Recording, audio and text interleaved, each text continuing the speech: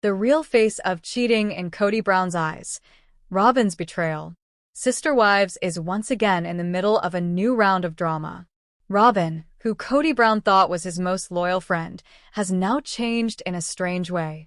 She has discreetly started dating someone new, but this time it's not Kody. It's another man. But dumb Kody didn't get it at all. To him, Robyn's every grin, every busy moment, and every excuse seemed normal. But Meri Brown was correct to be wary. She continued observing that Robyn was acting strangely, like concealing while chatting on the phone or going out for no reason. Meri finally phoned Kody one day and told him the truth. He gave Kody proof that he couldn't doubt.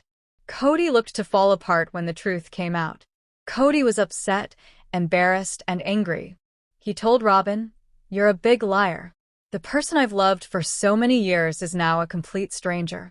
This was a significant blow to Kody's personal life and to the Sister Wives family.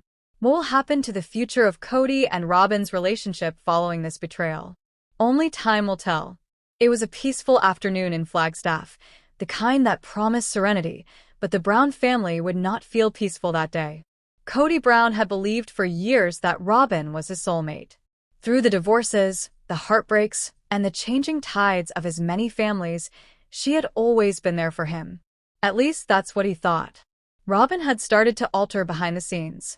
Her eyes shone in a new way, her laughter had a new beat, and her time seemed to disappear. Kody, as usual, thought it was just stress. He persuaded himself, maybe she's just too much. She still loves me.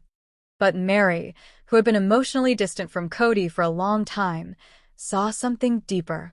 She had become a quiet spectator in the family, always watching and rarely saying anything. One night, she watched Robyn go outdoors and speak on the phone while walking back and forth in a quiet voice. It had happened before. Meri started to put the pieces together over the next few weeks. Calls late at night. Strange things to do. Robyn doesn't want to be close to Kody. And then, ultimately, a terrible sight. Meri saw Robyn with another man. He was tall, had broad shoulders, and was clearly close to Robyn. He held her in a way that no friend would. Robyn didn't fight back. This was a betrayal. For days, Meri couldn't decide. Talking to Kody would bring up old wounds, and she didn't know him anything after everything they had gone through. But a part of her still cared. Maybe not for him, but for the truth. She asked Kody to come over. He came in tired, angry, and plainly coping with stress from all sides. "Meri, what's going on here?" he asked, barely sitting down. She put her phone down on the table and said, "I think you need to see something. Movies. Screenshots. Recordings of sound." Kody laughed hesitantly at first. This isn't what it looks like. But then his face transformed. There was no denying the video. Robyn kissed the man, laughed with him in a secluded restaurant, and even called him the only person who really understands me. Kody's breath stopped. He fell back into the chair like the air had been knocked out of him. "No, no," he whispered. "Robyn wouldn't." "She already did," Meri said, her voice icy but not cruel. Kody came back home hours later. Robyn was in the living room looking at her phone. She smiled when she looked up, but her grin faded when she saw his face. "I saw everything," he remarked in a low voice. Her smile went away. "I had faith in you. I stood up for you. I gave you everything and saw my other marriages fall apart. And now you're just like everyone else." "No. Bad." Robyn's eyes filled with tears. "Kody, stop it," he said sharply as he stood up. "You are a big liar, woman. The person I loved for so long is now a total stranger." The next few days were a haze. The news went fast among the household. Janelle, who was already upset, just shook her head. "Now he knows how he felt," she said to Christine on the phone. Christine, who had been out of the toxic cycle for a long time, felt an unexpected pang of pity. She added softly, "Sometimes it takes betrayal to see the truth." In the meantime, Robyn worked to fix what had been broken. But Kody was different now. The man who used to adore her now hardly even looked at her. He went to live in a guest home. The mansion that used to stand for their togetherness was now just an empty shell of stillness and grief. Robyn was alone for the first time, not just without the other sister wives, but also without Kody. And what about Kody? He was on the threshold of a new life. One where his dreams were gone, and the truth was chilly but honest. Would he let her off the hook? Would he try to fix what was broken? Or was this the last treachery that would destroy the Brown family for good? Only time would tell. But one thing was clear: the time of blind devotion was over. And instead, there was a reckoning. But the Brown family had been through a lot of storms over the years, like jealousy, miscommunication, and changing loyalties. But nothing could have prepared them for what happened one tranquil spring in Flagstaff. Christine hadn't said anything recently. Not loud enough. First, Janelle saw it. Christine didn't laugh at Kody's jokes the same way anymore, and she didn't stay late for family dinners anymore. When she did talk, her words were delicate and calculated, like someone walking on glass. It had been going on for years. Christine and Kody's marriage seemed like a normal polygamous marriage from the outside. But Christine's heart had grown tired behind closed doors. Kody's favoritism, negligence, and constant excuses had worn down her love like waves eroding rock. One morning following a family meeting, things took a surprising turn. Kody had just told everyone that he was moving again. He thought that a new beginning in northern Arizona would help reset the family's broken unity. But Christine was done resetting. She was weary of always having to change for Kody while he put Robyn's wants, children, and opinion first. Christine kept her stance as the family left the meeting, her voice low but strong. "I'm not going with you this time, Kody." He glanced around, surprised, not sure if he had heard her right. "Not going," I said. "I'm not going to move again. I don't want to stay in this marriage either." It felt like the air had been sucked out of the room after the quiet. Mary's eyes got bigger. Robyn looked shocked. Janelle, who had known this coming, was nonetheless surprised by how brave Christine was. Kody laughed nervously. "Don't do this, Christine. Right now, we're just too busy.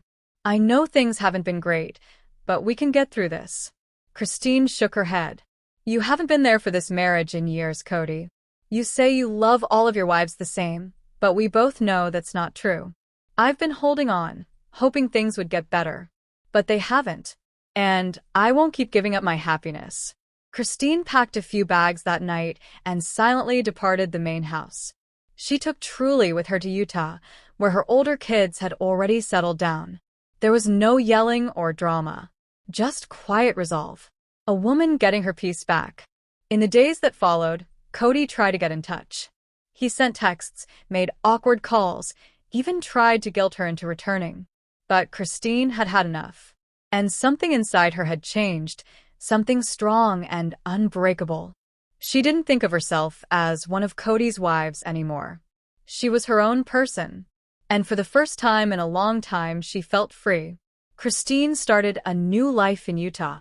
She bought a cozy house, launched a baking blog with her daughters, and even started a support club for women in her area. This time, she laughed not because of Kody, but because she was happy within. The family was never the same after they got back to Flagstaff. Kody got angry and blamed Christine, the multiple marriage, and even his own faith. Robyn tried to keep things together, but the fractures had gotten too big. Christine's leaving set off a further breakdown. But for her, it was the start of everything. Sometimes, the most stunning thing isn't a betrayal or a scandal, it's a peaceful act of freedom. Christine didn't leave to hurt anyone. She left to get better.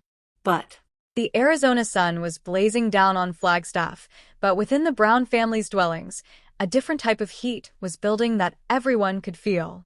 The tensions were already high when Sister Wives Season 20 started airing. The cameras rolled as the formerly close-knit multiple family looked more broken than ever. Christine had left. Janelle and Mary were not getting along. Kody Brown was at the middle of it all, and he looked more tired than ever. He was about to lose it. Robyn sat quietly in their living room, looking through the pages of a family photo album to start the scenario. Her eyes, which typically had a calm sorrow in them, suddenly seemed worried. She could sense the storm coming. Kody burst into the room and slammed the door behind him. "I'm done pretending, Robyn," he yelled, his voice shaking with rage. "You think I don't know what's going on? You made me the bad guy in this family." Robyn's eyes got big, and she was shocked. "What are you talking about?" "You know exactly what I'm talking about," Kody yelled, his face crimson with rage. "Things have been falling apart since Christine left, and you want me to believe that you're the victim here?" Robyn got up slowly. "I never wanted any of this. I only wanted tranquility. A family." Kody laughed in a sad way. "Peace? You believe that keeping me away from the others and making everything about us is peace?" No, Robyn. "That's being in charge." The room went quiet in a nervous way. The cameras caught a different Robyn for the first time. She didn't cry or back down. Instead, she stood up to Kody. "I've always been there for you," she stated in a low voice. "But maybe you should look in the mirror. Maybe this family didn't split apart because of me, but because you gave up on trying to keep it together." Kody's expression showed that he was torn. He was angry because he was tired. He was a man who had to choose between being a father, a spouse, a leader, and now just a man who was barely holding on. Robyn called the whole family together for a rare gathering the next morning. Janelle sat with her arms crossed, looking worried and cautious. Mary seemed distant and on guard. There was a lot of tension in the room. Robyn broke the stillness by saying, "I think it's time we stop blaming each other. We're not the same family we used to be. And that might be fine." Kody carefully looked around. He looked at the vacant chair where Christine used to sit. Finally, he said, "You're right. Maybe it's time for all of us to stop acting like we're one big happy family." As the episode drew to a finish, the camera zoomed in on Kody, who was alone on the porch, looking out at the sunset. His kingdom of love was falling apart, and for the first time, he wasn't sure if he wanted to build it back up. But, like a pot that was about to boil over, tensions were high. Some people thought that one lady, Robyn, was behind the emotional manipulation, silent hatred, and growing sense of betrayal that the Brown family experienced in Season 19, Episode 4 of Sister Wives. It started with a simple idea. Robyn replied in a calm but clear voice, "We need a family meeting." Kody was so tired and stressed that he didn't even ask her anything. He just nodded and called the others over. Christine, who had moved out a long time ago but still helped out with the kids, showed up hesitantly. Janelle didn't say anything, and Mary was her regular self, trying to stay impartial. Everyone sensed that Robyn was up to something. She always did. Robyn stood next to Kody, holding his hand tightly as if to remind everyone where the true connection was. Her eyes moved over the room, calm but sharp. "We need to decide what to do in the future. About holidays, custody, property," she said, her voice smooth as syrup. "We can't keep living in limbo." "No one is living in limbo," Janelle said angrily. "We're just not using your map." Christine squinted. "What kind of choices are you really pushing for, Robyn?" Robyn acted like she was surprised. "I just want things to be fair." But in Robyn's universe, fairness meant more power. The family had to plan more of their time around her kids. Easier access to Kody. More say in money matters, even though they haven't earned the trust to handle any of it. She went on, "It's not good for us to all live separate lives. Kody comes home tired since he has to split his time between two households. I'm asking for everyone to get together and make a new commitment." Mary laughed quietly to herself. "Recommit to what? A dream?" Kody finally said something. "Robyn is right, I think. We need order again." At that point, it was clear. Robyn had gotten to him. She had turned Kody's tiredness into obedience, whether via guilt, charm, or something deeper. There was more to it than just a meeting. It was about changing the family to look like her. Christine got up and spoke in a calm but powerful voice. "You don't want to be one. You want to be in charge. You already have him. You want the rest of our life now, too?" There was something unspoken in Robyn's gaze. "Maybe a win," she muttered. "I want peace." Christine and Janelle stood next to each other. "Then stop trying to control everyone. Peace doesn't come from being pushed." The meeting ended in a mess. Kody stormed out, Robyn cried, and the rest shook their heads and went, their patience frayed to threads. But one thing was now quite clear. Robyn was no longer just a member of the family. She was trying to run it. What about the other wives?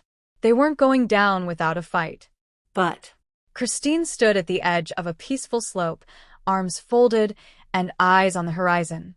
The cold Utah air smelled like change. The rustic barn she had just seen, her dream wedding destination, was behind her, tucked between the red rocks and evergreens. She had been free of Kody for months, but today felt different. It wasn't only about leaving, it was also about making something new. She said to herself, "I think this is it," as she ran her palm down the barn's old doors. "This is where my life starts over." While all was going on, Kody was pacing in the living room in Flagstaff, where a storm was brewing in his imagination. The cameras were on while he struggled to find the right words. "Listen," he informed the producer, "I never told Christine she couldn't go. She made that choice. I've always been in favor of my wives being independent." Robyn, who was sitting close by, gave him a confused look. "That's not what you said last month," she whispered quietly to herself. Kody's eyes narrowed, but he didn't pay attention to her. The truth was that his story had changed again. He was upset at first. After that, he got hurt. now, he was trying to change the past now. Finally, Janelle stood up and looked across the room. "Kody, you told us that Christine was betraying the family. Now you're acting like you were always on board?" Kody looked shocked, but his silence spoke plenty. Christine, on the other hand, FaceTimed her daughters from the event. "Look."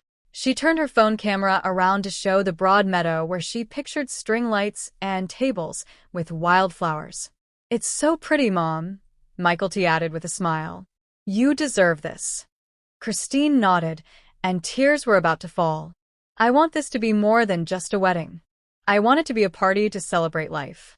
Of freedom. Of happiness." The family was called in for a discussion the next week. Kody set it up as a way to make up, but it was evident that he intended to dominate the story. Christine came anyway, glowing, sure of herself, and not going to be quiet. "So now you agree with my choices?" she asked, her voice strong. Kody blinked.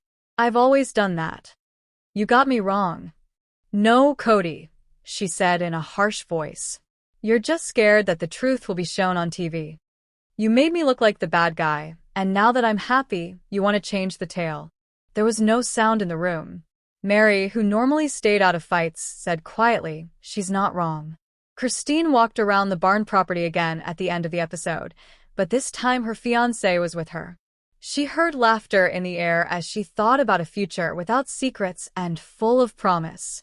Kody was back in Flagstaff, sitting in his recliner and watching a video of Christine's interview on his phone. His face was unreadable, but one thing was clear.